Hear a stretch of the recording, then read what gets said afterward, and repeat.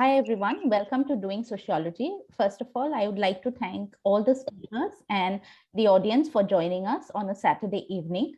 We are today here to discuss the seventh volume in the Rethinking India series titled Being Adivasi, Existence, Entitlements, Exclusion, edited by Abhay Khaka and Ganesh and Devy and published by Vintage Books in 2021.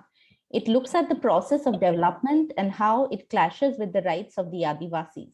The volume serves not just as an academic exercise, but also in addressing the larger readership as a prelude to the change that will bring to the Adivasis some measure of their rights as citizens of a democratic country. The essays in the volume address the persistent problems faced by the Adivasis and denotified tribes, from questions of their distinct identity to land alienation, indebtedness, and displacement from ancestral lands. Persistent problems faced by the Adivasis, land alienation, indebtedness, vanishing minor forest products from government forests, and displacement from the ancestral lands led to their impoverishment. The Panchayat's extension to the Scheduled Areas Act and the Forest Land Rights Act enacted by the previous governments were decisive steps towards the empowerment of Adivasis. However, at present, the implementation of these provisions has taken a backseat. This volume of the Rethinking India series presents some of the views of the Adivasis and the denotified communities on the process of development and its clash with their rights. On this note, I welcome our speakers to this book discussion. We are very honored to have with us Professor Ganesh and Devy, who is the co-editor of the book, being Adivasi,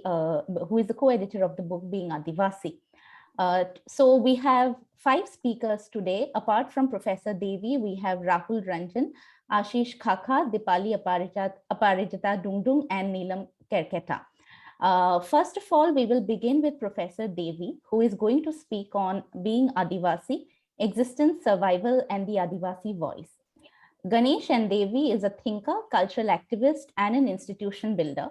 He has written and edited close to 90 influential books in areas as diverse as literary criticism, anthropology, education, linguistics, and philosophy. He is also renowned for his association with the Bhasha Research and Publication Center at Baroda, the Adivasis Academy at Tejkar, the DNT Rights Action Group, and several other initiatives.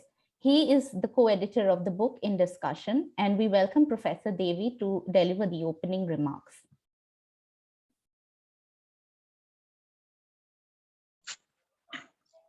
Good evening, friends. I'm very pleased to be with you here this evening. I started my work with Adivasis in western part of the country some 14 years ago. I was in Gujarat, teaching at the Baroda University. And since Gujarat had at that time close to 15% population of Adivasis, I thought it necessary to work with them, to understand them in a state which had the legacy of Gandhi. Thakkar Babu was a great friend of Adivasis, the man who introduced Verer Elvin to the central belt of tribal communities in the country. And having started the work, realized that there was nothing that I could teach Adivasis, but I had everything to learn from them.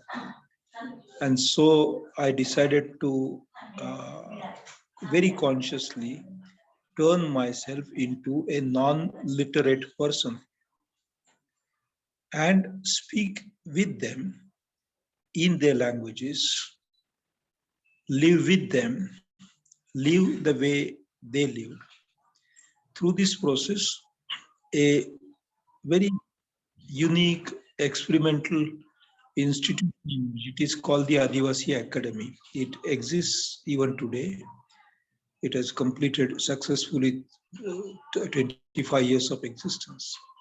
It is on the border of Gujarat and Madhya Pradesh.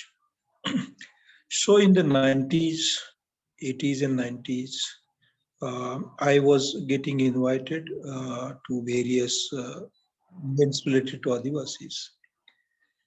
And the Ford Foundation invited me once to select fellows for them who could be sent to other countries for higher education. I met Abhay Khaka there. I will return to this. But let me add that having created this institution, unique institution called Adivasi Academy, which had its work spread in 2,200 Adivasi villages, I felt it very necessary and natural to hand over the entire work to the Adivasi friends there. And so I took a kind of a step, I stepped out of that and started my work on the linguistic survey of the country, which covers hundreds of Adivasi languages, but also languages of the caste communities in the country. That survey covers all the 700 languages in the spoken in the country. So I had moved away from my Adivasi work, out of it. I had produced magazines, books. I had written about the Adivasis quite copiously, but I had moved out of that work. It was then that the four fellowships commenced the interviews for finding brilliant fellows. And in the second or third year of selection process, I met an absolutely fascinating young man. His name was Abhay Khaka. I was fortunate to be in the panel which interviewed him for a fellowship, and he then went to, I think, to the Sussex University and did a master's. Returned to India. After some time, he also went to the JNU, did a doctorate work. I was watching him from a distance. This his entire journey of coming from a village to England, returning and getting at the very hub of contemporary modern ideas of social progress and social transformation. And during those years of my watching him, constantly a feeling kept arising in my mind that here is potentially a Jaipal Singh Munda. I'm sure most of you know who Jaipal Singh, but if some of you do not know, he is the only Adivasi representative member of the Constituent Assembly of India. And when the question of getting Adivasis into the Indian came up, he asked a very pointed question to Pandit Jawaharlal Nehru. The question was, if we join the union, will it be on equal? Because Jaipal Singh ji was acutely aware of the inequality between the castes and the tribes in this country. Had it not been for him, I do not think the Constitution of India would have made the same kind of provisions for the Adivasis, such as powers given to governors to take certain steps if indebtedness increases in Adivasi areas. Now, these are unique powers, and the credit must go to Jaipal Singh. I kept feeling as I watched Abhay that here is a potential Jaipal Singh. And Adivasis who did not find an Ambedkar in the past were likely to find a leader who could transform their lives. Of course, I had known eminent persons like Ramdayal Mundaji, and I have great admiration for Ramdayal ji, who helped me in the linguistic survey of India. But after Ramdayal ji's demise, there was a vacuum, And I thought Abhay would fill it very capably because he had in him that mental uh, capacity and the depth of understanding and emotion. Abhay was not just a scholar and a political activist. Abhay was a poet at heart. Uh, However, destiny uh, did not want Abhay to continue his life. We lost him too soon. A bright star failed. It was after his death that I was asked by my friend Pushparaj what could be done with the volume that Abhay had started compiling for the series. And so I said that I will complete it because I thought it was my moral obligation to complete a work that Abhay had left unfinished. Therefore, I got into this work. I mean, I gave this entire background uh, to so that you know why I am a part of that volume. It is Abhay's volume, and I stepped in after his death so that his work does not remain unfinished. And so I'm glad that the volume could be completed, that it was published by Penguin, that it forms a part of this eminent series. In this volume, there are essays by very important thinkers like Virginia Khaka and Archana Prasad. There are essays by those individuals who contributed significantly to bringing new acts in force or operationalizing them on ground, such as S.C. Saxena. There are essays by those who have been activists in tribal areas, such as Shubhranshu. There are essays by those who have raised different causes unknown to the country in the past, but which deserve attention, such as the cause of the denotified communities. A scholar like Ajay Dandekar has contributed an essay on that. So, this volume brings together an assembly, a range of very eminent thinkers, uh, activists on ground, and policy makers. And together, their writing offers a perspective on the Adivasis. What is this perspective? The perspective is that despite 7 decades now, 75 years since independence, or 7 decades really after the schedule of tribes was formally approved and the benefits started rolling out, if at all they ever reached the Adivasis. Despite this 7 decades time span, the Adivasis of the country have not moved forward, but rather their exploitation and their displacement have increased in scale and velocity speed.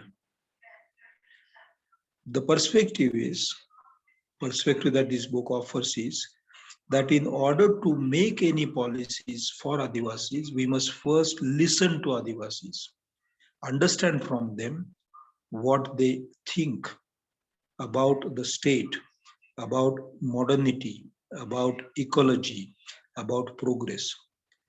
We must listen to them, understand, and then get them to define for themselves what they want. Now, in a way, this is a return to the policy that Warrior Elvin had promulgated and Jawaharlal Nehru had accepted for the Adivasis. But there is a very big difference between the Panchashil that Welvin formulated and Nehru gave currency to, and the perspective that this book offers. And the difference is that in the Panchashil policy or Panchashil orientation of the government of India towards Adivasis in the first decades since after independence, there was an acute awareness that Adivasis need not be disturbed, their culture must be respected, their social organization needs to be seen with a great deal of empathy. Uh, their law needs to be held not as non-justiciable, but as a kind of a jurisprudence which has the sanction of the tradition. This was the orientation of the policy that Elvin Nehru gave to the country as far as Adivasi is concerned. This book has a perspective which differs in that it says that it is already too late. The urgency of the matter is great, and that it is not just the question of letting them alone, letting them live the way they want. It is necessary, this volume implies, it is necessary to reform the rest of the society so that the Adivasis can continue to live. Coexistence would be possible only if the terms that Adivasis would like to set become acceptable to the non-Adivasis, the caste society in the country. And this is the big difference between the perspective on Adivasis at the beginning of our life as life of the nation as an independent nation, and the perspective that this book offers. This book is published in 22, I'm sorry, 2021, last year, technically. Some 13 years after the Prime Minister of Australia apologized to the people for taking away the land of the indigenous. And after, in Australia, it was made mandatory to apologize publicly to the indigenous in every public function.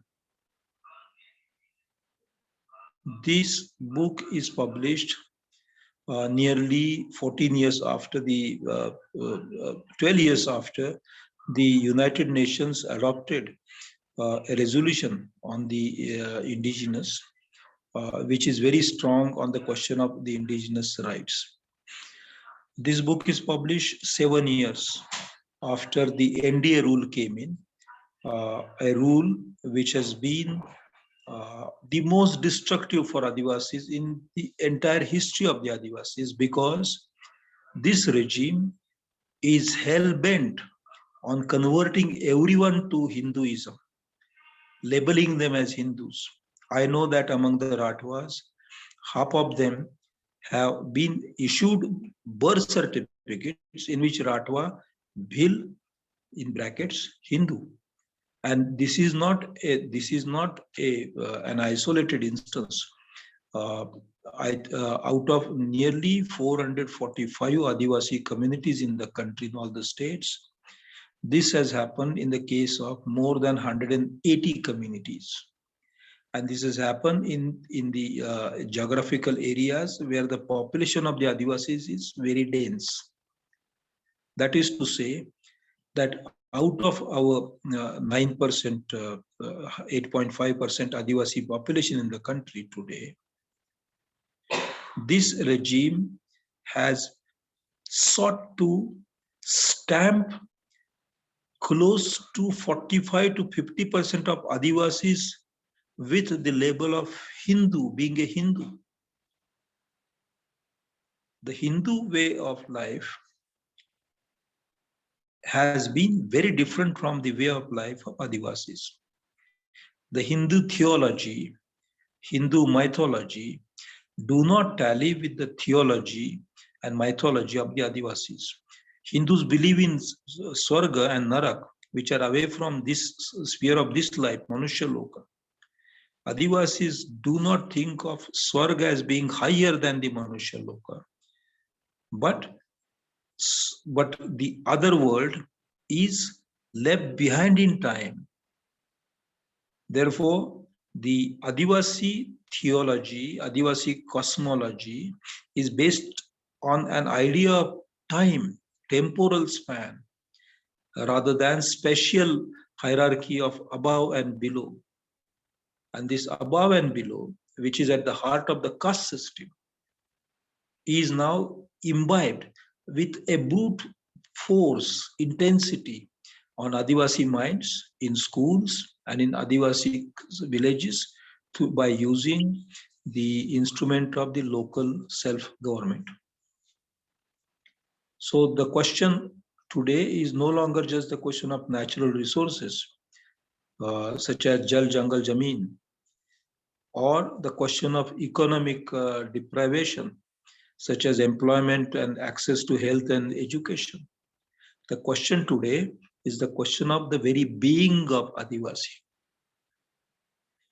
Friends, let us not forget the fact that out of about 39 crore indigenous people in the world, that is the total number, nearly 1/3 of them are in India alone. That is, if the Adivasi of India is destroyed, and other countries are not far behind ours in Canada or US or Australia or New Zealand, the story is the same. But we seem to be at the forefront of destroying the being of Adivasi, the very essence of Adivasi life. If that happens, and if that happens in the next 20 or 30 years, we will have lost a very useful clue to countering the ills of, or the fallouts of the ecological emergency that the world is facing. Since the times of the Holocene, that's during the last 12,000 years, we have arrived at the worst ecological moment in the environmental history of this earth. We are on the verge. We cross all the we've gone past all the tipping points. Scientists have said that we entered an era called Anthropocene. It is, in other words, simple words, this is an era where the humans will destroy most of the species and also will destroy the human species in the process. For this destruction, if there had to be a remedy, it is a remedy that the Adivasis have made the patent of their life. The way of life is the best solution known to humans for averting this ecological calamity that we invited upon ourselves in the name of what we call development and what we call as a misnomer, progress. It is at this juncture that the being Adivasi, being of Adivasi, as a book, is trying to offer a modest perspective on the way forward. And that way forward is to know Adivasis. We need to know what Adivasi knowledge of themselves is. To do something for Adivasis, we need to know what Adivasis want to do with themselves and with the rest of the world. And to save ourselves, we need to know how Adivasis have learned in long, ancient past, how to preserve themselves, and learn from that how we can, if at all, we find a moment of sanity and rational balance. If we find that moment, how we can save ourselves. Therefore, I think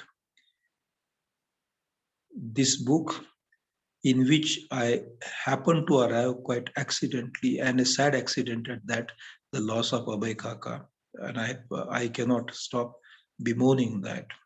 I really miss him. Though I arrived in this book quite accidentally, I think I arrived in the book which is quite a need of the moment. I'm very grateful, friends, that you decided to spare some time to think about this book as your effort to think about the crisis that the Adivasi of this country is facing and the indigenous of the world is facing. I know that most of you belong to the Adivasi communities, and your immediate issues and problems might seem to be overwhelming. They might seem so overwhelming, so as not to spare time for you to think about how Adivasi can provide the clue for salvaging the rest of the world.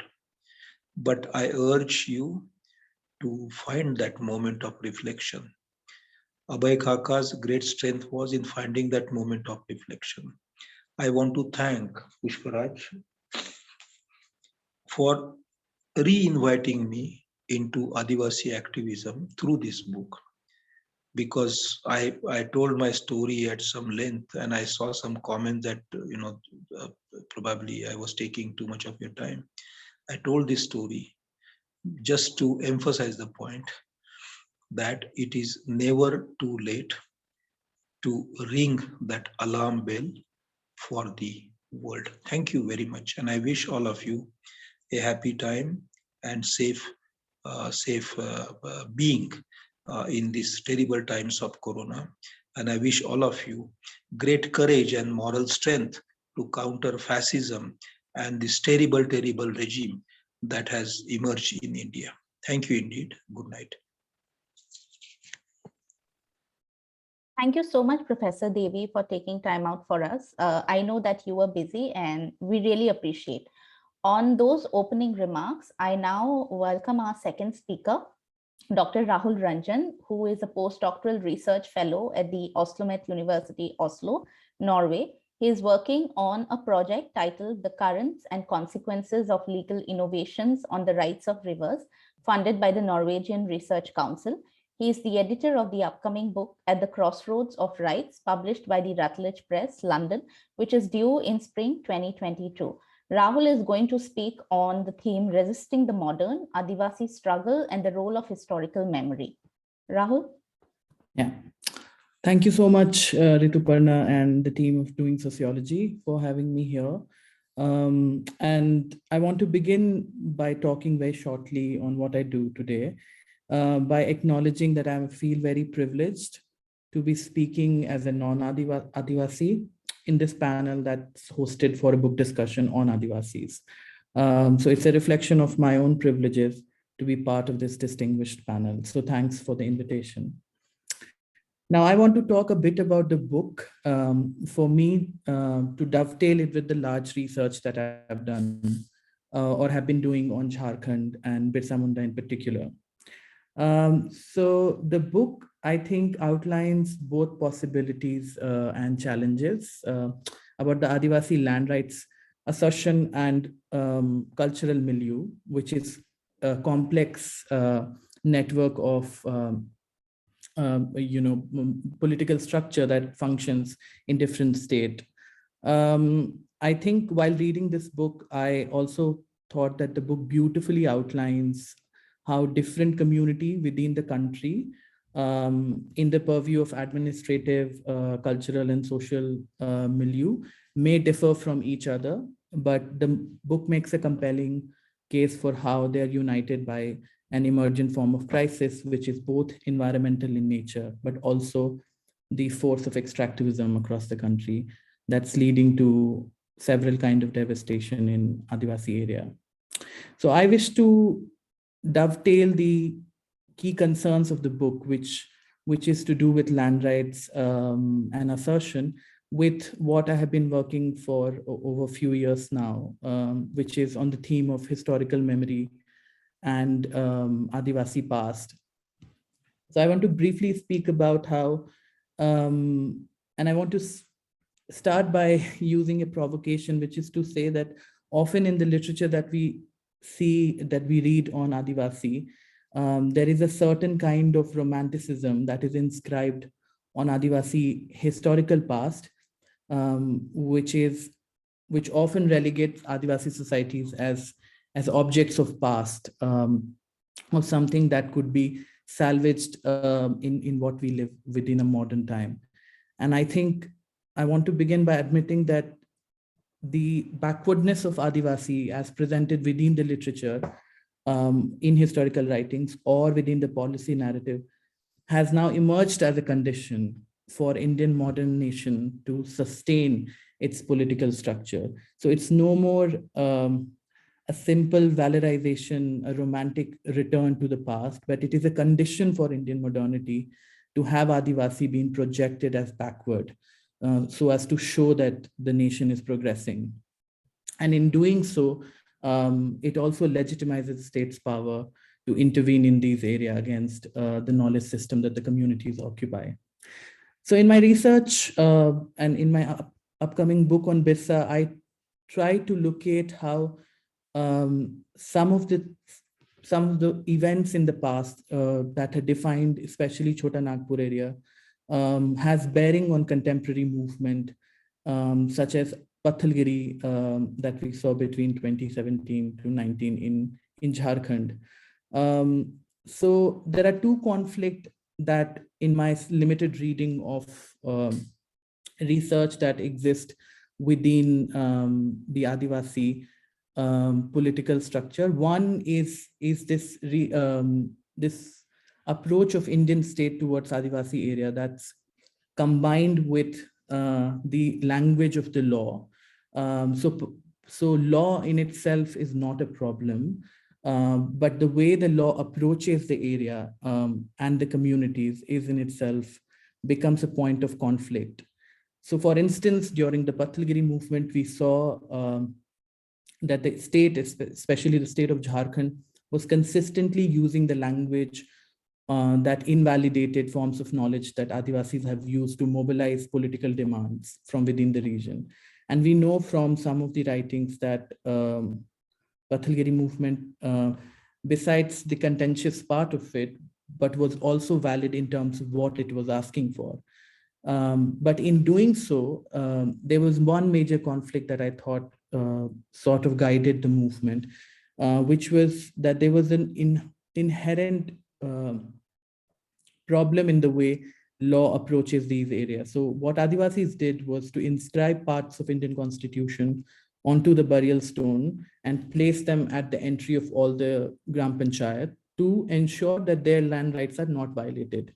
But in the way this was translated within the popular media and in the discussion in the mainlands was to explain Adivasi's political assertion as form of an invalid knowledge, seeking some form of a pseudo sovereignty.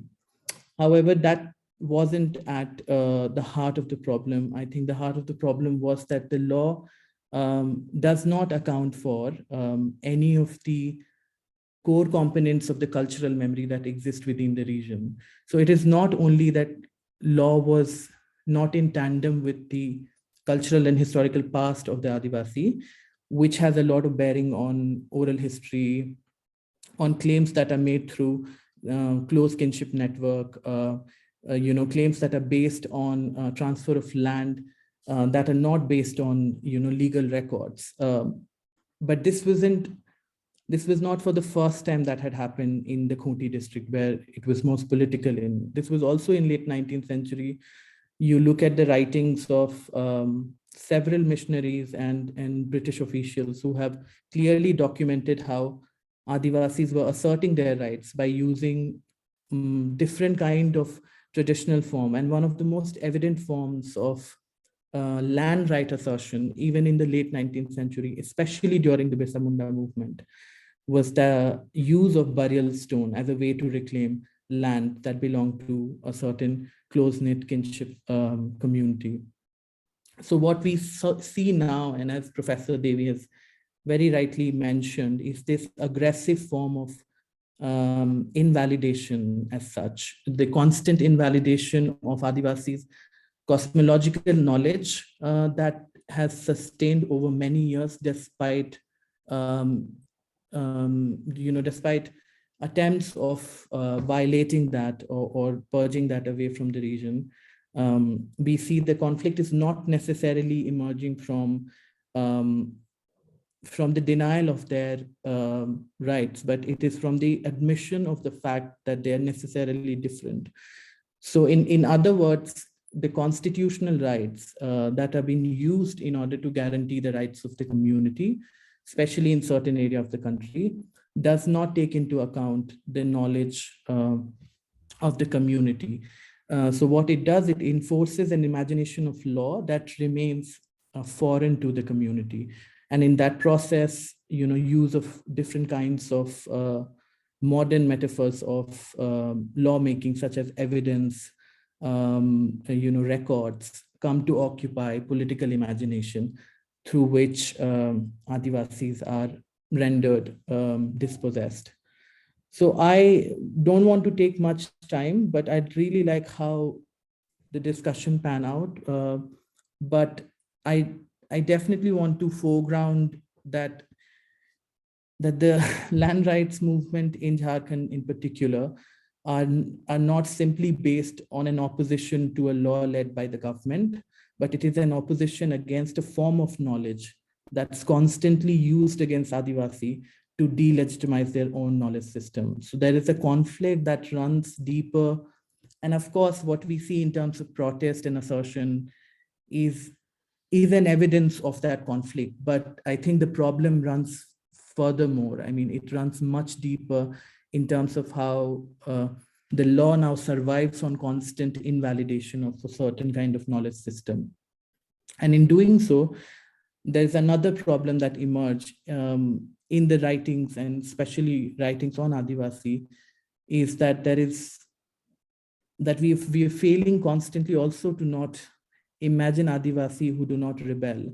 So literature that we saw now, and we're seeing as it's burgeoning, it's almost impossible to write literature where Adivasi is not imagined rebelling. So your constant fixation with resistance has become a key thing in explaining. And that's because there's a fundamental warfare on the grounds of which Adivasi knowledge system is delegitimized. So in that sense, legal imagination or constitutional right is one way to approach towards safeguarding the rights of Adivasi, but there are several other ways, and one of which I think in my research was to admit and recognize that there are alternative forms of knowledge that exist, and that might help us admit to some of the conflict that exists. Thank you. Thank you so much, Rahul. First of all, also for laying out the fact that you have privileges as a non-Adivasi researcher in Jharkhand. And thank you for those thought-provoking comments. We now have three upcoming, very brilliant young Adivasi scholars who will speak on various themes. First, we have Ashish Khaka, who is going to speak on the theme on being Adivasi, indigenous assertion and development trajectory. He has been a research associate at the Indian Social Institute, New Delhi. He has a PhD in development studies from Tata Institute of Social Sciences, Mumbai.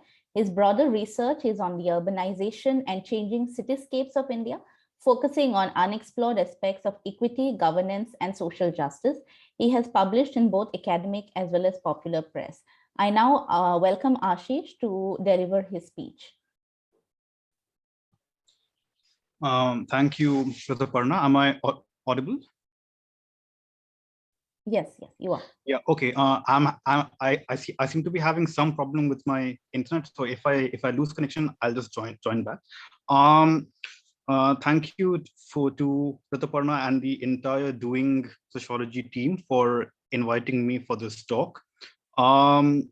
At the very outset, I would like to mention that I did not have the privilege of meeting Abhay in person, although we crossed paths several times when he was in Bombay and in Delhi. So I feel at a loss of not having met him in person.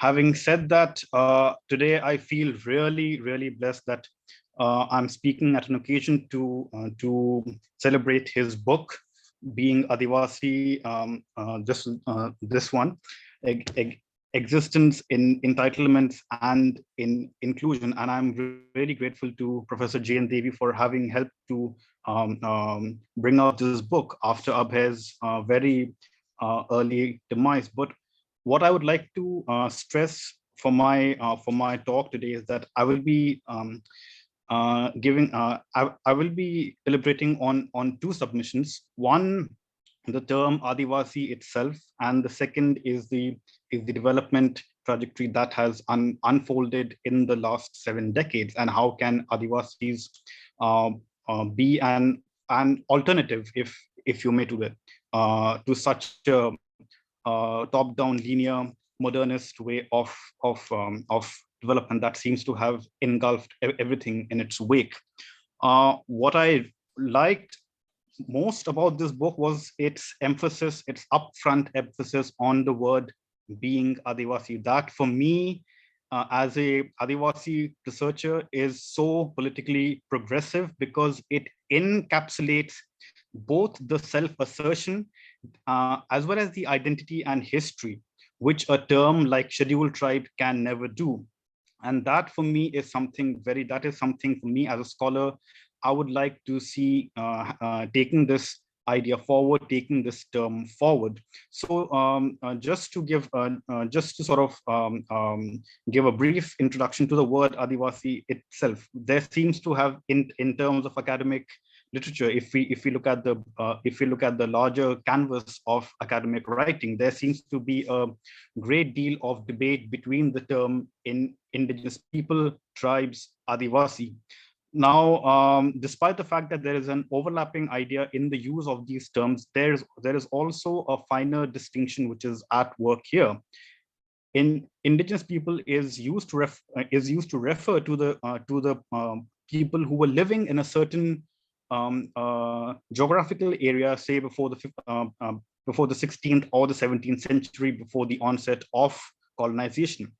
Thus, we see that in indigenous people tends to form a sort of a historical category, which may not necessarily be the case with the word tribes.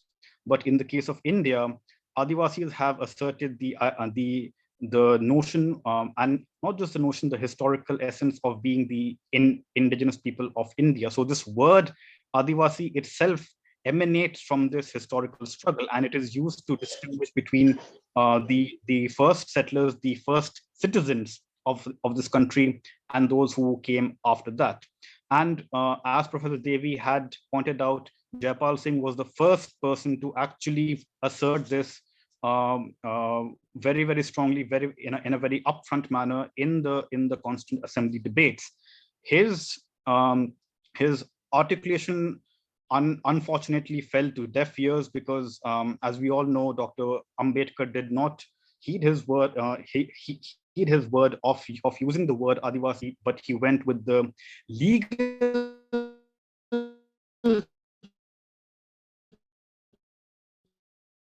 term called scheduled tribe. What the problem that this creates is that today Adivasis or the indigenous people of this country are not recognized as the indigenous people of this country by their own government, and this creates a larger problem at the global level when the Indian state representatives go to the UN or for that matter any international body. It is easy for them to say that everyone in India is an indigenous person because of the very fact that there is no clear definition of the word Adivasi within the Indian constitution itself, which is why we see that Jawaharlal Singh was so like, in a way he foresaw the impact if this term would not have been recognized. Another point that I would like to mention here is that it is only the Adivasis and to a certain extent the Dalits who seem to have a legal term. No other community in this country has a legal term. Like there's no legal term for Bengalis or for Gujaratis. It is only in the case of Adivasis that they are designated within this legal category called scheduled tribe. That for me is deeply problematic. It's if we look back in history, it seems to be a very myopic view of what the state has actually perpetrated upon an entire community.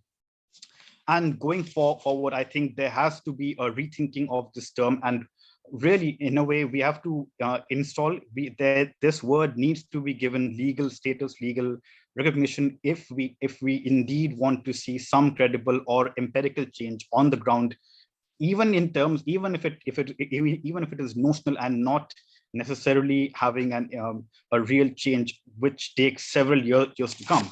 that is my first submission today. Now, my second submission that I would like to make today is with regard to the idea of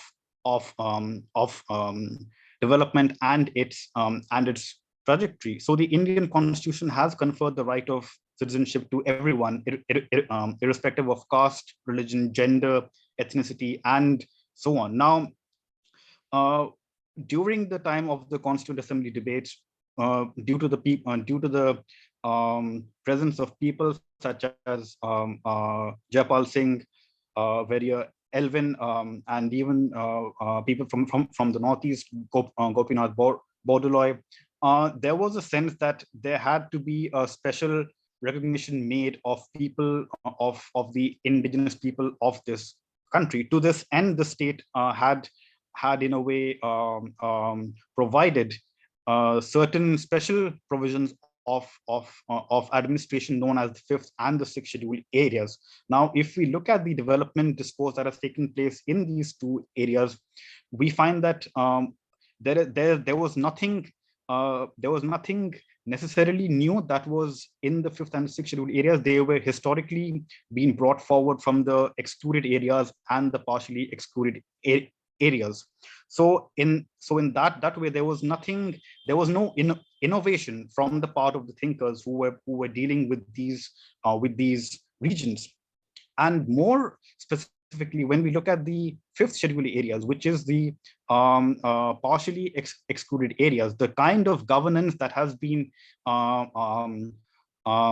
thrust upon them with regard to the governor and the tribe's advisory council, the track record of that is absolutely dismal, because if we look at the cases of land acquisition and the kind of forestry that has been derobed in those regions, it stands in stark contrast to what we see in the sixth schedule, where the autonomous district councils have had a very strong say in matters of land, forestry, water rights, and so on and so forth. So even in terms of giving tribes, giving the Adivasis a sense of autonomy, the state has actually failed in actually giving them a sense of where do they belong within this own country, and this leads to a deeper sense of social exclusion from within the country itself. And this is something that what Rahul was saying. The term, the idea that why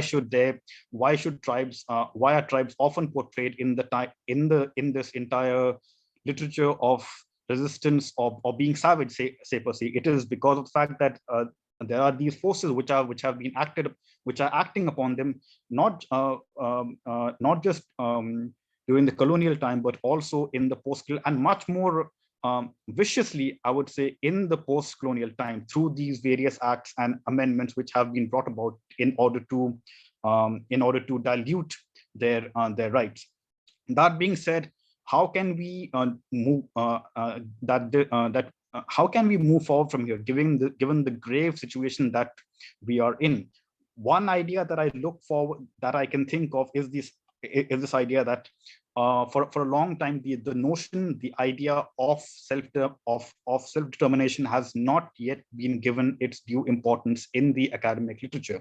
Self-determination means the ability of individuals or groups to determine as well as to regulate their own life. Now, when we look at the United Nations Declaration of the Indigenous Peoples' Rights, Article 26 states that the indigenous peoples have the right to lands, territories, and resources which they have traditionally owned, occupied, or otherwise used or acquired. But if we transpire that to the case of India, if we look at the provisions of Panchayat extension to scheduled areas, or the Scheduled Tribe and Other Forest Dwellers Act, or even if we look at the Northeast, where we have much more stringent constitutional laws, in a way, there has been a failure to implement that at the grassroots level. So what I would like to end with is that these provisions were made to show various kinds of rights which the Adivasis had historically had. And today, as Professor G.N. Devy reminded us today, if we are facing an Anthropocene world where industrialization has actually led to massive destruction of nature, it is this self-determination which gives tribes and the other can actually help us to look at a new paradigm of development moving forward. So with these thoughts, I would like to end my submission. Thank you very much. Thank you so much, Ashish, for that enlightening talk. It was truly a pleasure to listen to you. Now we have Deepali, who is going to speak on Adivasi existence, exclusions, and politics in the 21st century. She is an assistant professor of sociology at Ranchi University and has submitted her PhD in the Center for the Study of Social Systems in JNU and is awaiting her defense. Her areas of interest include gender, migration, and care work. She is also one of the co-founders of Doing Sociology. Deepali? Right, thank you, Rituparna.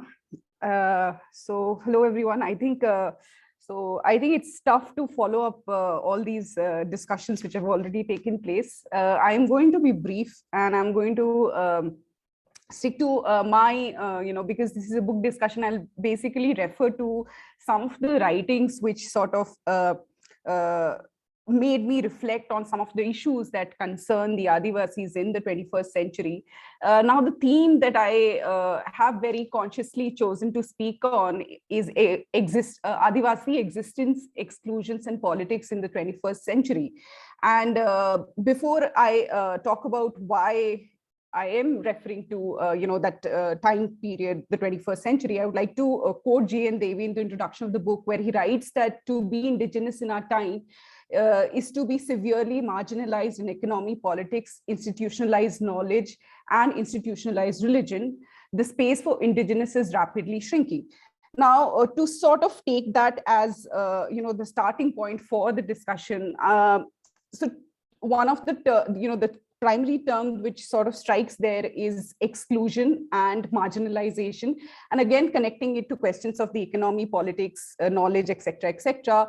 Rahul, of course, has touched upon knowledge, and Ashish before me was talking about the provisions which the Constitution had made, the debates in the past, and what in terms of implementation of the provisions under the 5th schedule versus that in the 6th schedule. Is not going much into detail, but basically when I talk about the 21st century and when I'm talking about existence, inclusions, and exclusions and politics, as I was reading the book, it sort of struck me that some of the questions on the Adivasis about exclusions and marginalization are sort of the same questions which probably were going on in the during the Constituent Assembly debates as well. So it sort of made me think and then again rethink why are we sort of still talking about the same issues for the Adivasis here in the 21st century,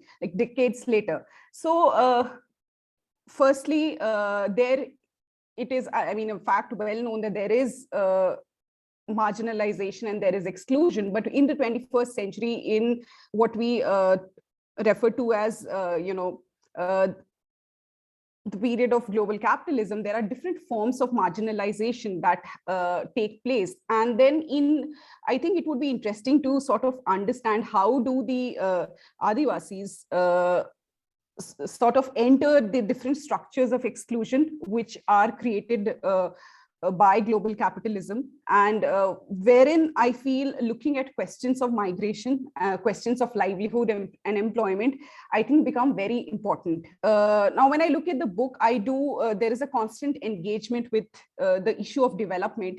I would have, it would be more interesting to maybe explore further what this development means.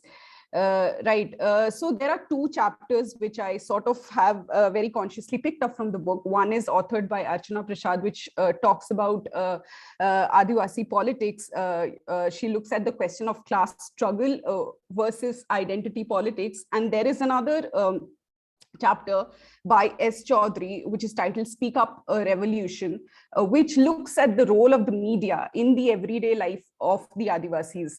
Now, so taking these two chapters as the primary text for the discussion that I want to take up. Firstly, I think it's important to understand, because throughout the previous discussions, also in the larger discourse on the Adivasis in the country, the question of Adivasi politics, whether it is in terms of resistance, whether it is in terms of the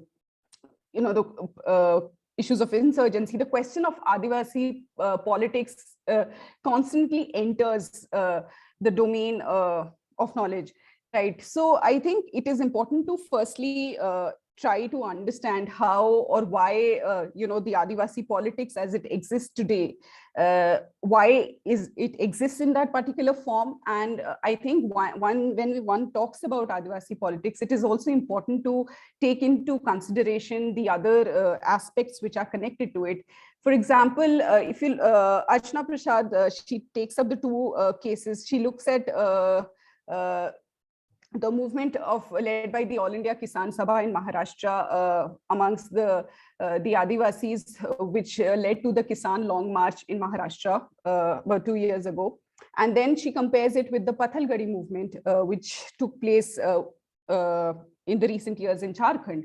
Now, it is, I feel, these two sort of juxtaposing these two examples of Adivasi movements in the recent times is interesting, but at the same time, it also gives a very narrow picture of what is going on. Because if we look at the Pathalgadi movement, it was located within the state of Jharkhand. Also, it spread to the neighboring states. But at the same time, it was in a state which is, Jharkhand was a state carved out of Bihar after a very long standing movement, the Jharkhand movement. And the Pathalgadi movement sort of took place when Jharkhand witnessed for the first time a non-tribal chief minister coming to power, which was under the NDA regime, and therein a lot of policies coming into place, which were sort of taking away the rights of the tribals. Now, these policies again were aimed at advancing capitalism, because most of them were aimed at taking away tribal land or sort of diluting laws such as the Chotanagpur Tenancy Act or the Santhal Pargana Tenancy Acts, right? So I think if we look at all of these issues, or if we look at these movements, it's important to sort of locate them within the larger framework of what is going around, and how all these political movements cannot then be viewed just as movements in isolation. Right. So, in fact, then the other chapter which I was talking about is therein I want to bring in the question of everyday exclusions which Adivasi sort of face. And it was very interesting to read S. Chaudhary's chapter, which looks at the media, right? So he gives you a brief idea about what goes on in a tribal village in Jharkhand, and maybe how the radio becomes extremely important, because a lot of news, what is going around in the country, does not reach the people, the Adivasi people. And this communication, or rather lack of communication, disconnects the Adivasis in the contemporary times. And in fact, this has been happening for long. Because if we see, he looks at the role of the print media, he looks at how there are no newspapers, or maybe the news does not reach an Adivasi village, or what is happening in an Adivasi village does not reach the lawmakers.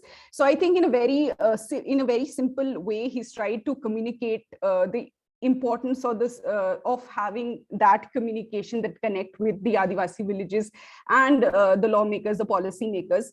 So therein, I think I would try to locate the everyday exclusions of the tribals that is taking place in the contemporary times. And I think he also gives you a sort of suggestions as to how these gaps can be addressed, or the different ways in which these challenges can be met.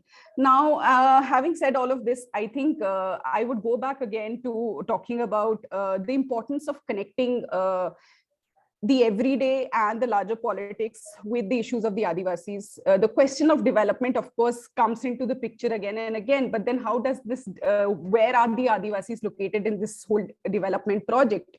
There is the question of land, there is the question of alienation, but then what also happens to the alienated Adivasis? They become the precarious labor, they become the migrant laborers who move to cities and enter the informal labor market. What happens to the Adivasi women in the 21st century? I think a more nuanced understanding and a more deeper delving into these questions would lead us to probably understanding the existence, entitlements, and exclusions of Adivasis in the contemporary times.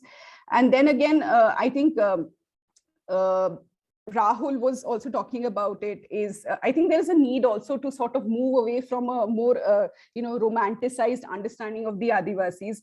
I very much agree with that. I feel the Adivasis as the colonial anthropologists or had written about them, things have changed. There is transformation. We do have now Adivasis are visible in different spheres, but at the same time, I think the approach to the Adivasi question has to be the knowledge which is created about the Adivasis, whether in the academia, within policy, etc., has to be a collaborative project.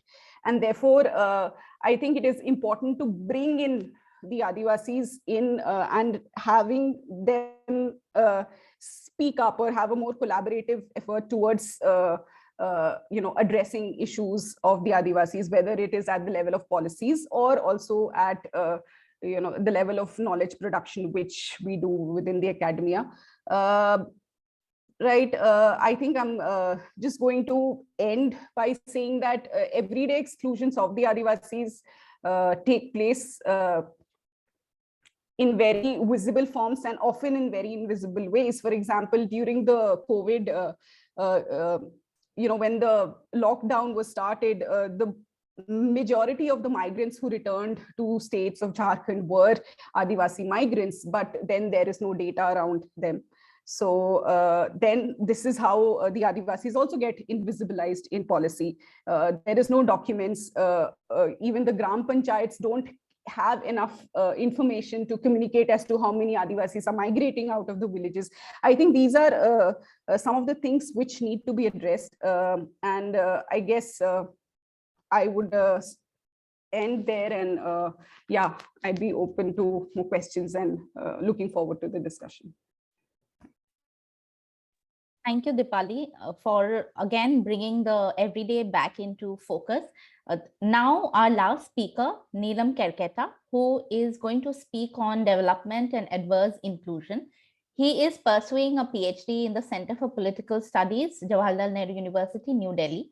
His research interests lie in climate change, political ecology, food and agricultural sustainability, as well as Adivasi issues. He's also associated with an Adivasi cooperative that works on sustainable food and agricultural initiatives in central India. Neelam. Thank you, Ritu. Can you all hear me? Hello? Yes. Yes, you're audible. Yeah. Hello, everyone, and I'm just wishing that everyone is healthy at this difficult time. And firstly, I must thank and congratulate the series editors, particularly, and the editor of the book, being Adivasi, Devy and Abhay Xaxa, and the entire team actually for bringing this very timely book. The context in which the idea of the book series became so imperative, and this particular book was conceived and then finally published, is as important to remember as the book itself. There has been significant erosion of democratic institutions and democratic ideas, particularly with the advent of current regime. And the editor notes, this has reversed the progressive transformation of Indian society by the regressive forces. The series editions and this book in particular were very imperative and timely in the sense that Adivasis are today at the receiving end of these trajectories of decaying institutions, namely communalism, ultranationalism, neoliberalism, etc. As Devy notes in the introduction itself, that their existence environment, cultural ethos, lifestyles, and values have been under relentless attack. My co-panelists have absolutely done justice to the discussion, touching upon every aspect of the debates present in this book. There is nothing much left for me. What I will do is I'll touch upon few themes in the book and come to my own article I'm working right now. However, I won't exhaust the ideas in this book, lest it will also erode the possibility of people here buying the book. I think Devy would love that. The entire theme of the book revolves around a few broad themes of identity, social inclusion, autonomy, entitlements, cultural survival, rights of Adivasis, etc. All these discussions are as old as pre-colonial time, which has changed only in their intensity, nature, dynamics of oppression and exclusion. From the time of colonial rule, as Professor Khaka notes, tribes suffered two simultaneous processes of exclusion and adverse assimilation. For instance, tribes were put under the same legal and administrative structure that existed for larger Indian society, particularly in the context of land ownership, that ignored their community-based ownership, particularly for administrative convenience. Yet they were looked, on the other hand, as savage others, people of difficult areas, as described in Regulation 10th of 1822, that reflected the birth of 5th schedule, and later described as people of backward areas. And then as scheduled district in Government of India Act 1870, and those acts that followed them, and later came to be governed till today as scheduled district. In post-colonial India, things weren't much different. Tribes had become victims of economic, political, cultural assimilation, and also exclusion at the same time. As Saxena and Bhuria in their chapter note, the poorest lots have not benefited from social and economic development of India due to the distinct vulnerability they face due to their social location and historical injustice. The policy lapses to address these questions have consistently put most of the Adivasis on the margins. Instead, as Khaka and Saxena writes, Adivasis were the ones who paid the real price of India's progress. For instance, Adivasis were among 45 to 55% of total displaced people, although they constitute only 8% of the total population. Meanwhile, the developmental programs had greater penetration of the market, like credit, land, and labor market, all had far-reaching implication to the tribal society. The result was what? Steady erosion of their control over their land, erosion of their cultural survival, without much substantial socio-economic transformation. This is vivid in the fact that they are yet to approximate, as Khaka writes in his article, the quota stipulated for them. Meanwhile, at national and level, Adivasis are not able to establish themselves as powerful interest groups as others, like Dalits. The second theme is about integration. That tribal integration into Indian society and market is a contested arena of discussion. Right from the time of Viren Ilwin, Jaipal Singh Munda, and other thinkers have emphasized that this integration is meaningless without political and spiritual equality. As Natarajan mentions in her chapter, this present political setup under the garb of democracy has turned into a majoritarianism globally. Jaipal Singh Munda reiteration of Adivasis' ways of collective decision-making that excludes no one becomes ever more imperative. The self-governance system that is unique to traditional societies, as mentioned by Vincent Icka in his chapter, where centrality of autonomy becomes very important. particularly in contrast to Dalit imagination of emancipation within the Indian society. However, despite this years of struggle and this years of struggles have actually brought out, as Sena recalls, the implementation of very progressive acts and rules. For example, this PESA, FRA, Forest Right Acts, Land Acquisition, Rehabilitation and Settlement Acts, etc. However, recent development, particularly in the current regime, has put Adivasis and their existence and entitlements at stake. India's regime has got amendments, particularly in mines and minerals development regulation. It also has removed the provision of compensation, rehabilitation, and resettlement in the Act of 2015 that allowed for exemptions to some mining license. In the current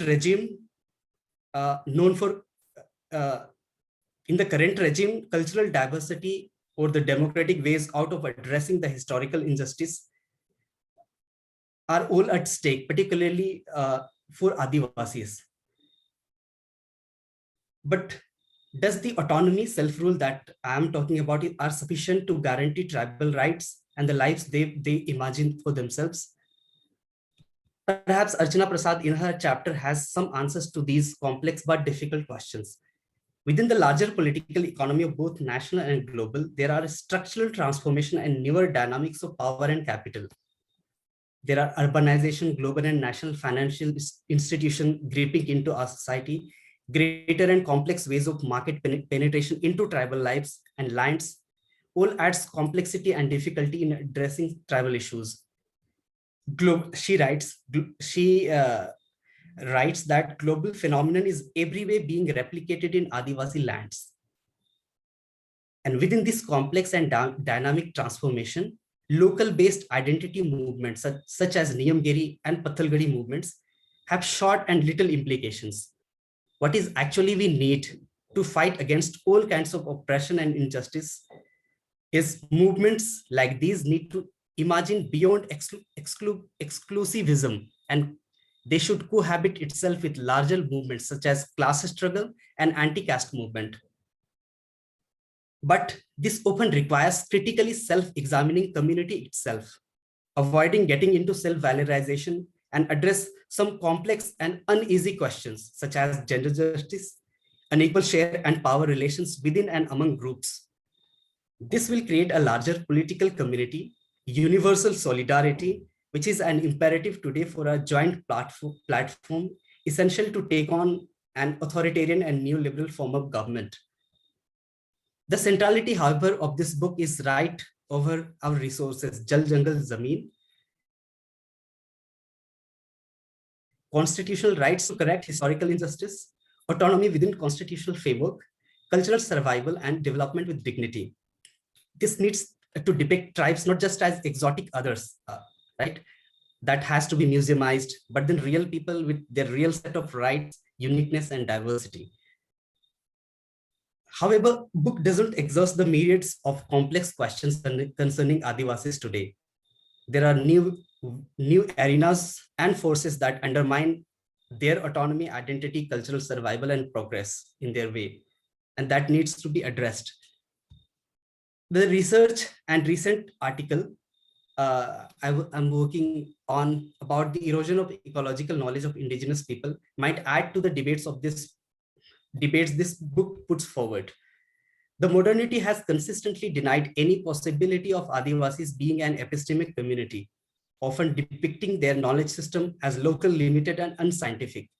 This worldview has also often subjected them to humiliation, justified their slavery historically, and has dehumanized their images and ways of living. This colonial perspective also has historically incentivized various policies detrimental to Adivasis' rights, recognition, entitlement, and existence, all rooting back to historical trajectory of depicting Adivasis as savage others. These historical developments also profoundly impact the epistemic collapse and theoretical marginalization of Adivasis. This also has erased their history and politics from the historical context and has threatened the very existence of Adivasis and their knowledge system. Therefore, it is imperative to liberate them from this epistemic slavery. The indigenous epistemology also has the history of surviving this destructive colonial and caste gaze, particularly in Indian context, this hegemony and ontological imposition within the arena of epistemic power play. The current national and global regime, the current market society is hell-bent on continued marginalization of Adivasis and their existence. In traditional society, living today, there is a massive and complex constellation of ideas and accretion of many centuries of human knowledge, particularly in indigenous communities. The loss of cultural is loss of intellectual wealth, loss of art, loss of years of collective creativity of indigenous people, Adivasis. Therefore, any loss like this will significantly affect Adivasis' capacity to produce any solution, even in terms of sustainable environment. This is particularly important to consider as around 87% of plant and animal species today have not been identified or classified by modern science, while the societies living within it or with it, like Adivasis, those who heavily relied on ecosystem for their survival, have instead worked out ways to identify, domesticate, and use them for various purposes. The monopolization of and erosion of cultural and ecology has proven to be disaster for mankind. For instance, biodiversity in the food system is simultaneously eroding with that of language and culture.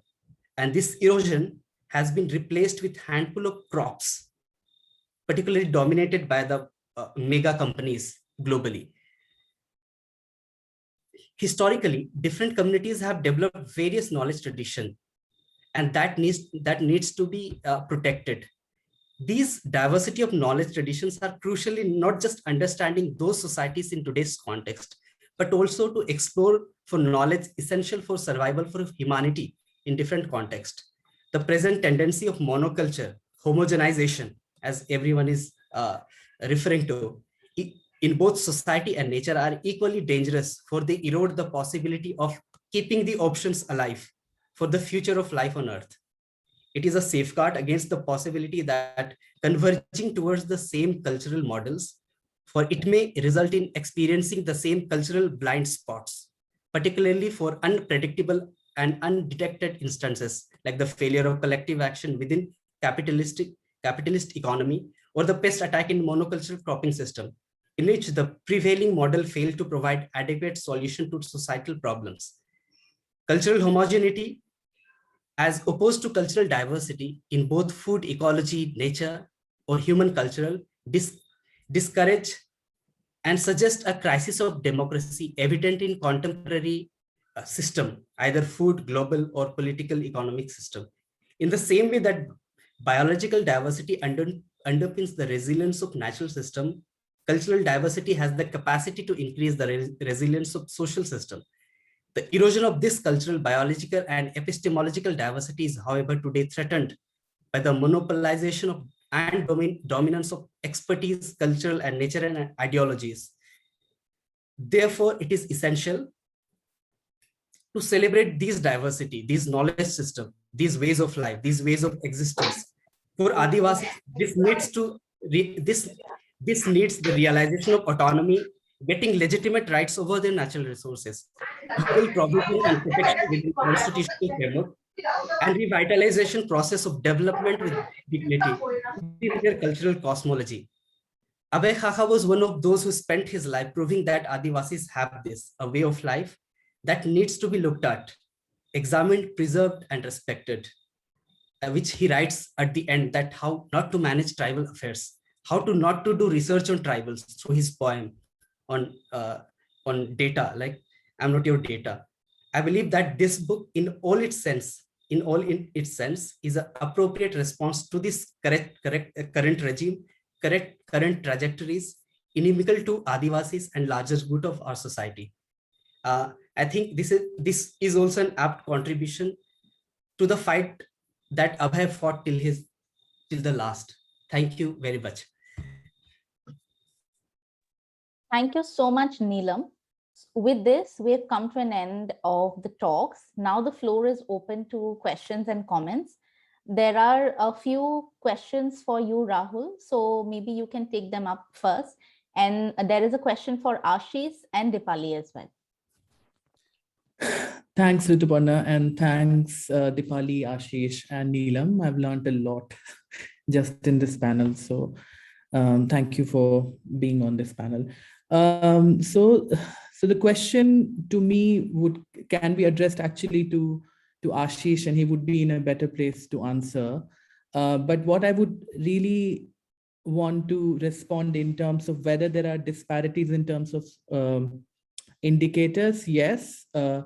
But as someone who's approached contemporary politics in relation to historical memory or regional history of Jharkhand, I also think that before asking this question, you should spend some time, and I'm taking the liberty of considering that you're a student, spend some time thinking about the mobility of Adivasis across different regions. So the population settled in tea gardens of Assam, I think, if that's what you're referring to, has a very different historical register, which forms the political assertions very differently. So Adivasi, even as a term, is not used in Northeast, and that's been very well maintained in the book, if you would look at.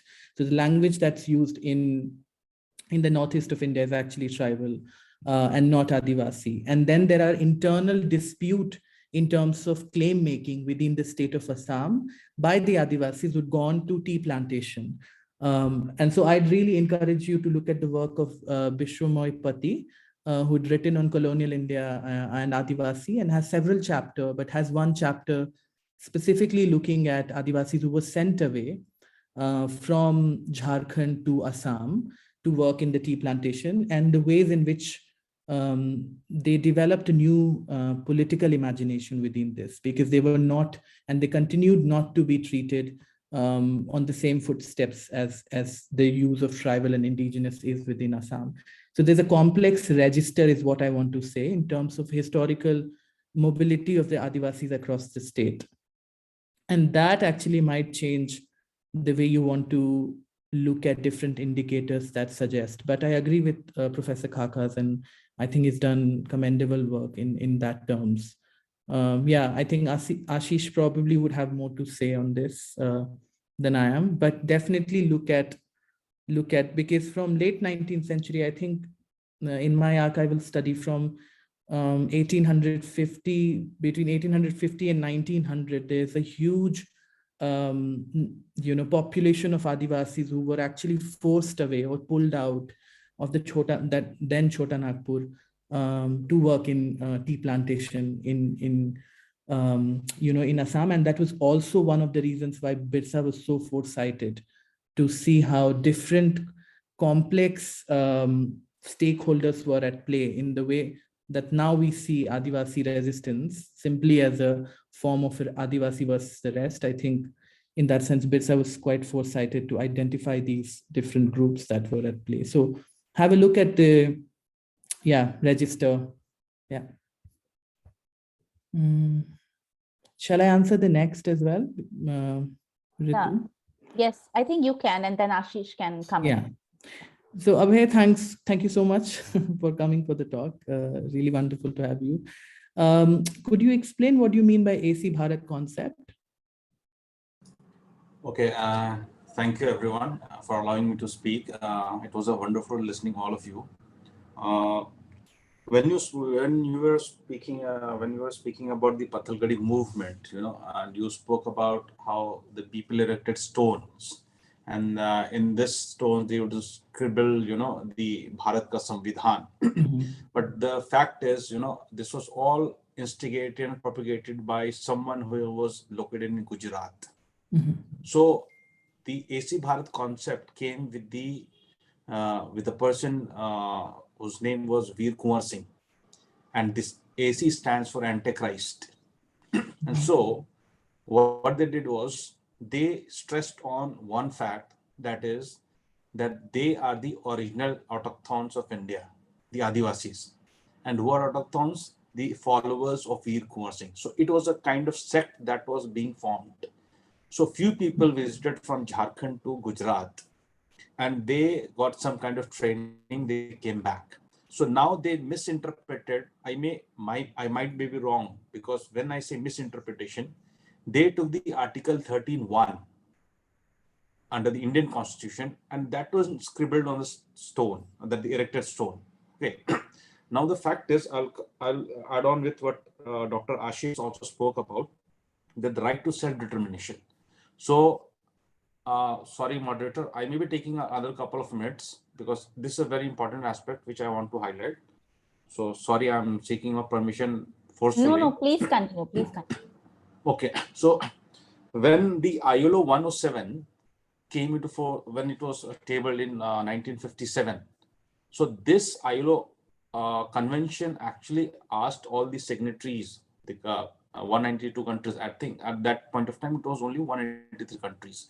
So they asked that the marginalized so-called indigenous people, which we call scheduled tribe in India, they were actually, the governments were asked to give them some privileges, some safeguards. So this was in ILO 107, which came in 1957. Then there was shift when ILO 16 came into existence in 1989. So this 169 actually asked the signatories or the governments to give the right to self-determination, which Dr. Ashish was speaking about. Right now, Government of India ratified that 107 because they were already giving privileges and safeguards and reservations. But right to self-determination was a big question, because now they could be the actual, they could assert their rights, कि जो जंगल के ऊपर है और जंगल के नीचे वो मेरा है, या जमीन के ऊपर जो है जमीन के नीचे वो मेरा है. And government now would become the third party. So the auctioning of coal block or the jungles, etc., now will be not in the hands of the government. It will be in the hands of Adivasis, and we would be paying the royalty actually. So they never accepted this ILO 169. And then also comes with the question of the term Adivasis. So this is also very vague, because we are now always classified as scheduled tribes. The thing is, when they say Adivasis or when they say Adivasi, that will be equivalent to indigenous. And when we become indigenous, that United Nations Declaration on Rights of Indigenous Population, which came in existence on 13 September 2007, will be in force. So, when this is all the play, this is a big game. Once they accept us as Adivasis, whole things, everything will change. And I'm very agree to what Dr. Ganesh Devy has asked about, informed about the Australian government apologizing the original inhabitants. So this was few of the things. So AC Bharat was something which, when Pathalgadi, when I went for the research into the very heartland of the Mundas communities, and it was all erected and written in Hindi, Devanagari, sorry. And can you imagine the people who were the resident of the village, they even didn't speak Hindi. If you go to the, the Masihatu area or the very interior regions, so it is surprising how the people were just, the Adivasis feel very happy when they are told that you are the king of the land. Okay. So when this Pathalgadi movement gained momentum, it was a kind of establishing a parallel government. And then government got alert, and then they came to curb that all the movements. This is what I want to do. And it was, I'll add what Deepali spoke about. And it was the same time the government did I think it was a blunder from their side, that it came up with the concept of land bank and the concept of that momentum Jharkhand, when they invited 4,000 entrepreneurs from national level and international level, 3,000 entrepreneurs who would come and do business in Jharkhand. Thank you so much for listening to me. Thank you. No, great. I mean, Abhay, I agree with what you're saying, but yeah, my point was not in terms of details of the movement, because that I have a chapter in the book that's coming out. But what I was trying to argue was that Pathalgiri is not, it draws a lot on what was happening in the past. So in some sense, it's not a modern form of movement. in the way in which it was presented in the popular media, that Adivasis are seeking or asking for something that's not permissible, because this was similar movement was happening even during the late 19th century, where Adivasis were carrying burial stone all the way down to the courts to reclaim land rights, because the courts were put in place and records were created where documents were used, whereas Adivasis survived on oral tradition. So what I was trying to say, forgive me if I was not articulate enough, but I was trying to say is that Adivasis using Patalgiri was a way of asserting historical memory of the region. The specific of the movement could, of course, be put to question, and who was in power, who was not. And I was there in the Jharkhand for my doctoral thesis while this movement was unfolding. I do think what they did in terms of assertion is quite quite interesting as a case study to look at how history sort of, especially in this area, function in tandem with past and not in rupture. So it doesn't sort of move away completely. May I add on, Rahul? So actually, this whole Pathalgadi movement, Pathalgadi is in itself a cultural practice. Agree. This is a kind of, to remember and keep the ancestors alive. This was the actual original concept. This Pathalgadi started even in late 1990s. You are very correct. The thing was, in 1996 when Pesa came around, right? So it was at that point of time, people usually used to either paint the wall, or either they used to the cloth made flags to propagate what the concept of Pesa was. So at that point of time also, in around 1998 and 1999, they started also scribbling the Pesa Act in the stone. And this was far better, but that was quite right that, at that point of time, people were not that much aware and the social media was not around and things didn't take that ugly turn. But yes, quite right. I think once you are in Ranchi, I think we'll have a great, whole day discussion. So I would stop here because I might be confusing other listeners. Sorry, but I wanted to speak on this because that AC Bharat was also researched by me. I personally went to this place and I saw it, how people, they had a hell lot of documents, showing that the government, and oh, sorry, I missed the important part. The AC Bharat people carry some documents where they claim that the power and the ownership of India was given to them by the Queen in 1961. Have you come across this? Yeah, I did. Okay, Which is why I'm just constantly smiling. It's one of the chapters of my upcoming book. So yeah, I'm sorry, I should have been more clear in saying this, but we should talk separately. Yeah. Okay. Thank you so much. Thank you. Thank you, Abhay. Thank you, moderator. Rahul. Yeah. Thank you so much. Ashish, if you would like to respond to the questions, and then Deepali. Yeah, so thank you, Abhay. I think we have partly addressed the questions that was raised to me. Yes, convention.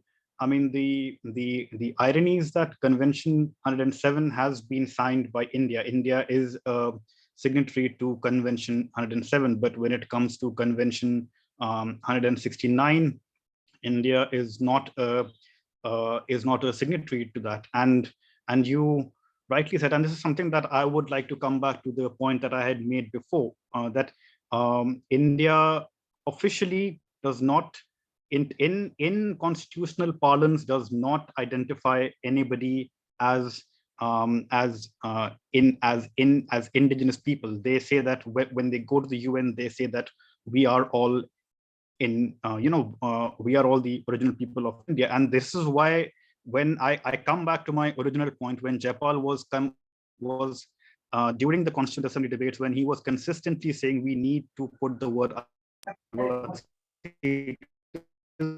not, and at the same time, Adivasi is not, we have to keep this very clear, Adivasi is not a homogeneous term. It is a heterogeneous term. It covers people from people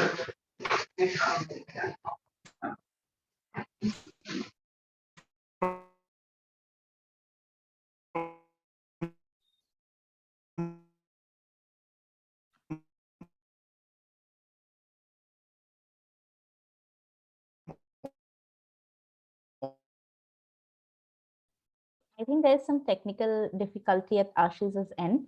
I think he can maybe turn off the over video. India. Now there has been a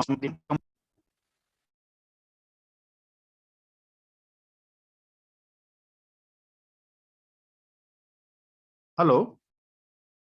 Yeah, I think you had some issues and we got cut off in Yeah. between. So am I audible now? Yes, yes.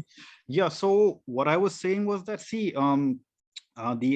this is why Jaipal Singh becomes so important, because he had the foresight to say that we have to use this word Adivasi instead of this word scheduled tribe. The whole clubbing of scheduled tribe and scheduled caste is, to my mind, a deep legal problem, because it does not, you cannot have two communities having separate history, separate identities, linguistic history,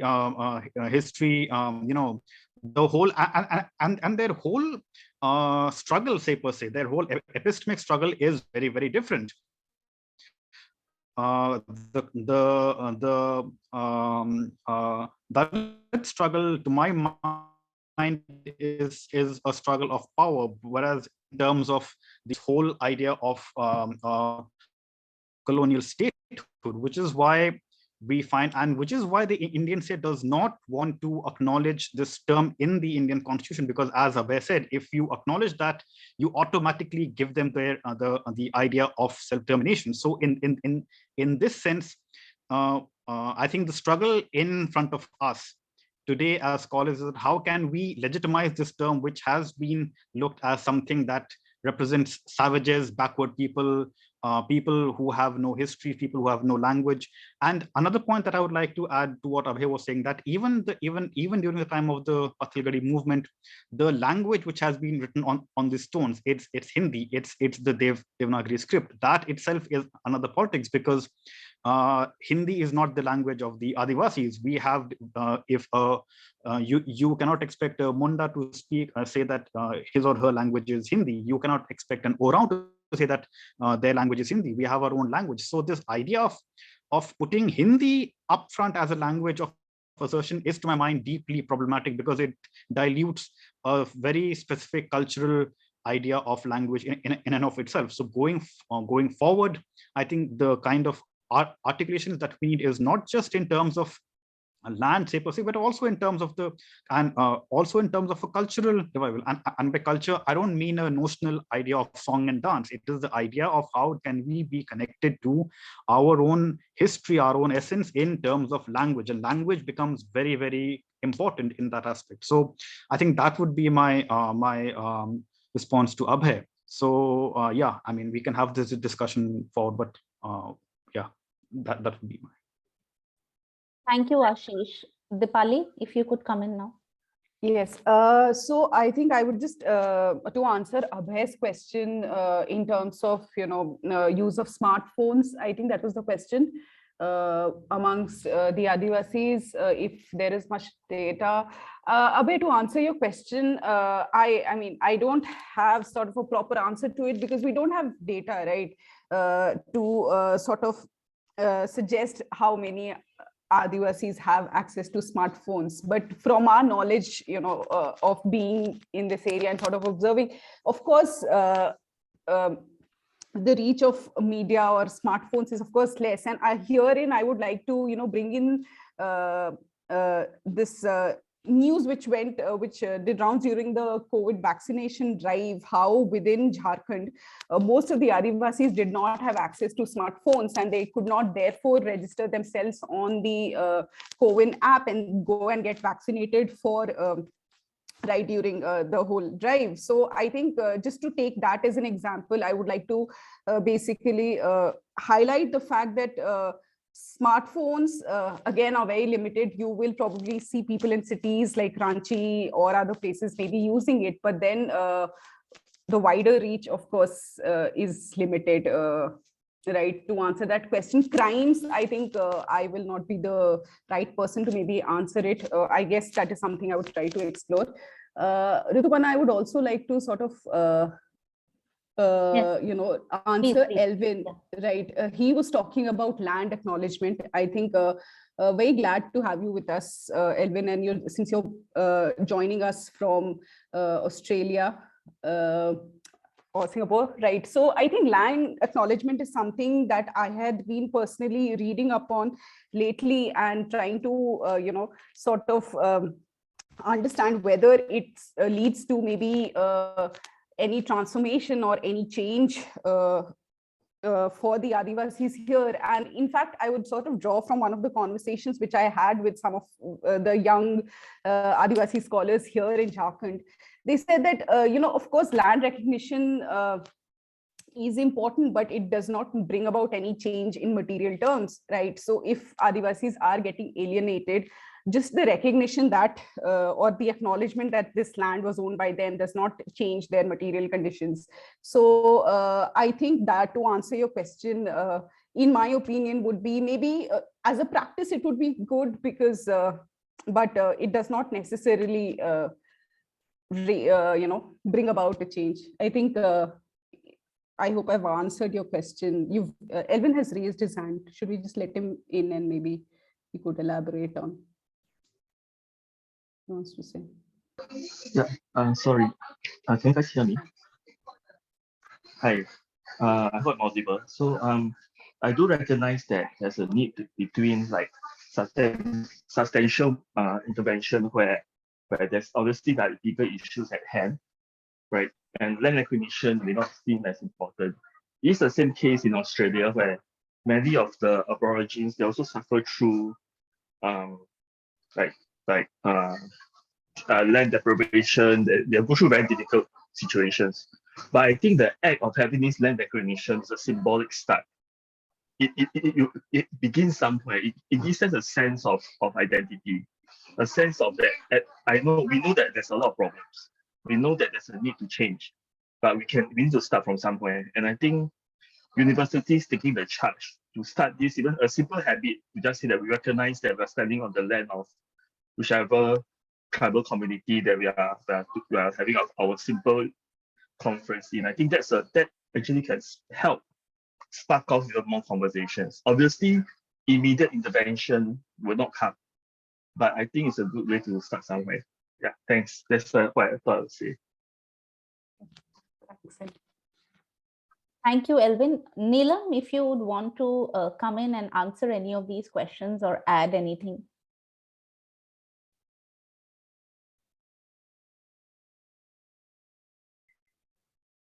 Hello.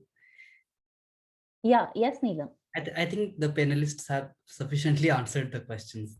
I think that none of the questions come to my preview, I guess, but then let's see if somebody has some questions. So is there any other question?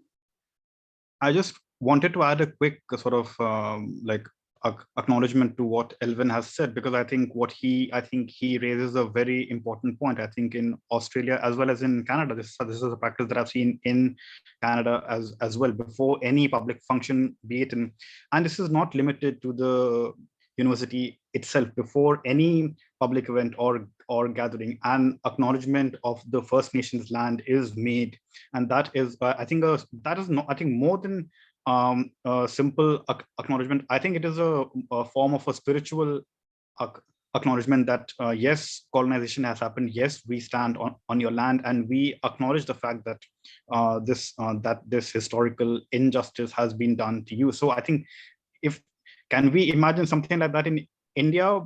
It's tough to say at this point, but I think we should.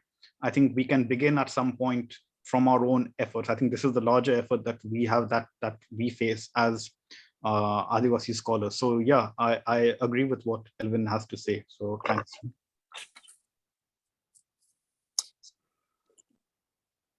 So there is one last question, I guess. So would any one of you want to address it?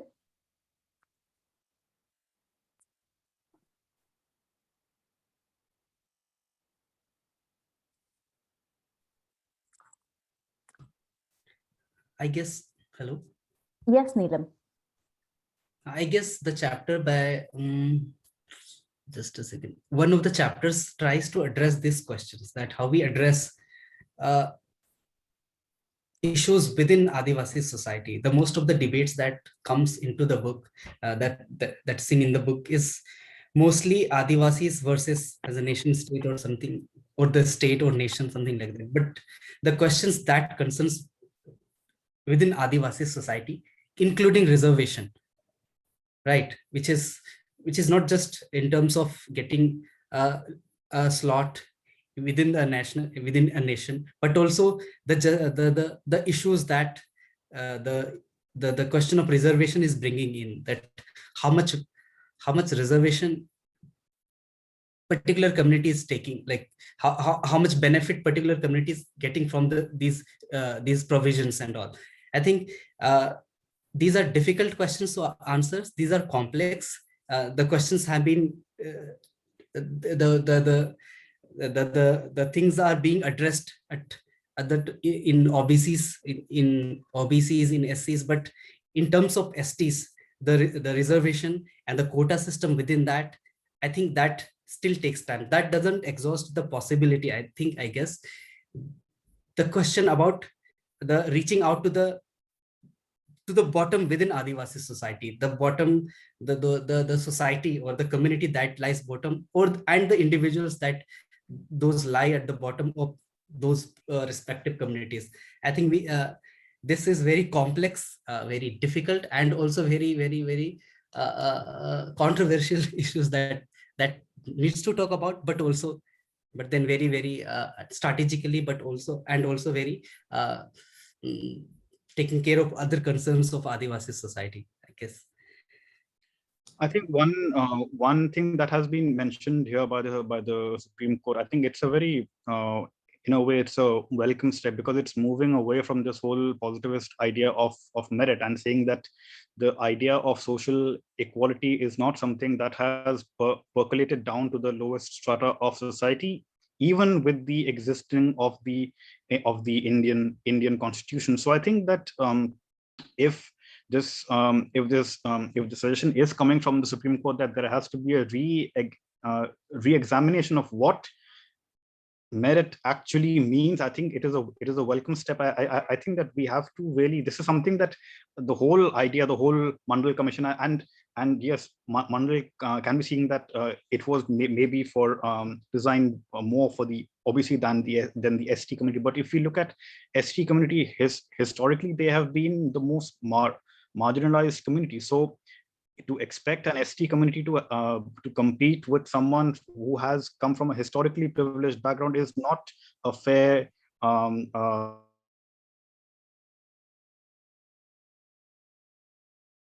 if this suggestion has come from there, I think it is a welcome step. I think we should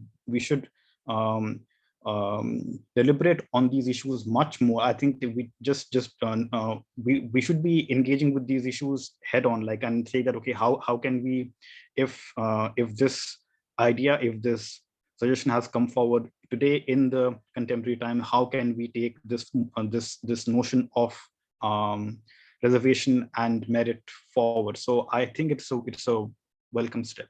So if I'm allowed, can I? If you allow me to, sorry, Abhay.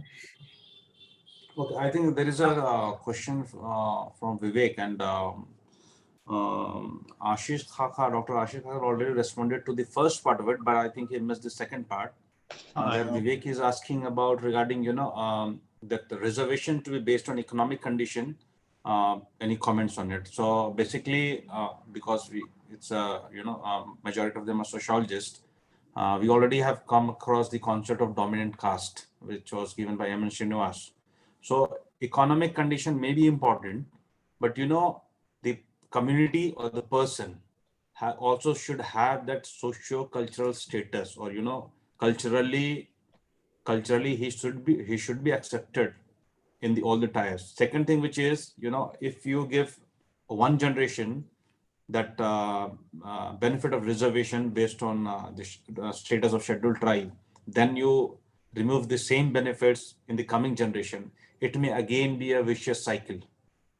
So there have been some suggestions coming from the learned people, learned scholars and the academicians, and even the policymakers, where they say that 3 generations should be given this kind of benefits. But when you say about only the economic conditions, we have to see that even if Dr. Ashish Khaka qualifies with all his merit to some space, occupy some respectable office, but how is he being treated in that space? That is a very important aspect, which the policymakers or people like others who are sitting in the government office, they overlook it. If he is earning and he is not recognized very culturally and socially, he may seem deprived. He may not even feel comfortable working in that space. So this is one of the important aspects. So I will go with, apart from economic betterment, the people should be given also that kind of status where they know cultural equality.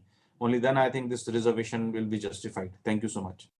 And also to add to that, this whole idea of like the idea of just taking economic is actually myopic, because it just tends to a very positivist understanding of social exclusion. And as Abhay has said, that even if certain people from the Adivasi community manage to sort of break that vicious circle and go forward, how are they treated in the workspace where they interact and engage with people who are coming from historically privileged backgrounds? So I think in that aspect, Abhay has made this very important point. So I think that's something that I agree with, and I think we have to take this discussion forward, maybe on a separate panel. But I think it's a good start. I think Mr. Pankaj has a question. His hand has been raised for a long time. Yes, probably that could be the last comment. Yes. Mr. Pankaj, if you could, speak. That's really a privilege and honor for me to be able to say a few words. And in fact, it's very aptly that's closing one. And it's just a remark. I personally, let me introduce myself. I have been in National Front for Tribal Self-Rule and Bharat Jan Andolan, who struggled for PASA and FRA. And it's 95, 96. And means there has been very reference for Pathalgadi. I could recall that moment in the Khunti, the very first Pathalgadi, immediately after the enactment of PESA, and the Nomahal Sammelan in the Adam Bhumaj, Munda Samaj, and all these things. So these are that means. Let me not go back to that memory lane, but the most striking point and what is the importance of Abhay Khaka and why G.N. Devy ji is very apt in recollecting Abhay Khaka as a possible Jawaharlal Singh Munda, a possible Dr. Ambedkar for all of us, and why this is so important to recollect. That means a tribal and Adivasi cosmology is required to save this Mother Earth, to save the existence of all of us. So, in continuation of that, I would say that this is the probably most heartening moment that we find if we have lost unfortunately Abhay Khaka, equally bright Ashish Khaka, Neelam, Aparajita, Rituparna, Abhay and hundreds of Abhay Khaka are around us. And probably this is the very apt moment that I must give a call for a wider solidarity, wider strategic coming together, intervention, and a higher order of self-confidence that we are the word, we are the claimant of this word.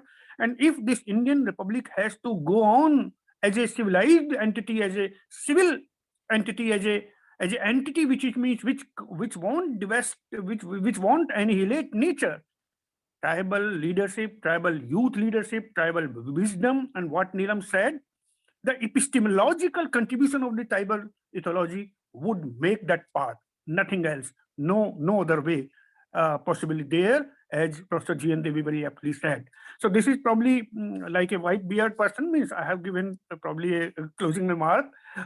So thank you so much, and my deep gratitude and deep sense of salutation to all budding leaders of my time. Thank you so much, each one of you, Aashish.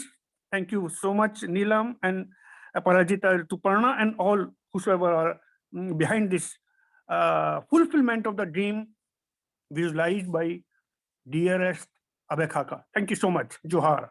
Thank you. Thank you so much, Mr. Pushkar. On that note, we have come to the end of today's very engaging and lively discussion. I would like to thank all the speakers on behalf of Doing Sociology for taking time out on a Saturday evening and engaging with the audience.